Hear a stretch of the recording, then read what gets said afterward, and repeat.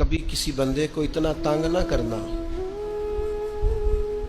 کہ وہ اتنی تکلیف میں آئے کہ وہ خود تو کچھ نہیں کر سکتا، ماڑا ہے، لیکن پھر وہ رات کو اپنے رب کی بارگاہ میں بیٹھ کے کہے کہ تو حاکم و عادل ہے مگر تیرے جہاں میں ہے تلخ بہت بندہ مزدور کے اوقات۔ پھر ایسا نہ ہو غریب ہے، ماڑا ہے، خود تو کچھ نہیں کر سکا، پھر اللہ کی بارگاہ میں تیری شکایت کرے۔ ایسا نہ کرنا۔ میرے نبی پاک علیہ السلام کے درویش صحابی تھے حضرت سعید بن زید رضی اللہ تعالیٰ عنہ، فقیر فاقہ مست، حضرت عمر رضی اللہ تعالیٰ عنہ کے قریبیوں میں سے تھے۔ ایک عورت نے الزام لگا دیا زمین کے قبضے کا۔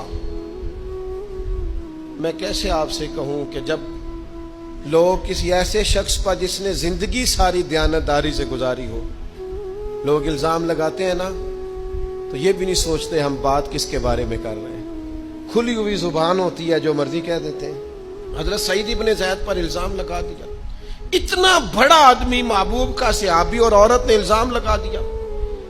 اور جب اللہ والے بد دعا دیتے نہیں، لیکن جب کوئی تکلیف اتنی دے، کلیجہ پھٹ جائے، پھر بندہ کیا کرے؟ وہی بات کہ اب وہ کچھ کہہ نہیں سکتے تھے، ایک عورت پر کس طرح کوئی بات ہو سکتی تھی؟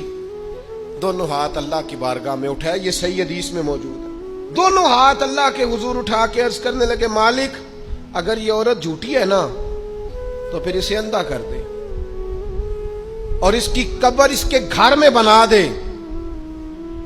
صحابہ فرماتے ہیں کہ حضرت سعید ابن زید کا تو وصال ہو گیا، زمانہ گزر گیا، لیکن ہم نے پھر اس بی بی کو اندھا ہوتے دیکھا ہے۔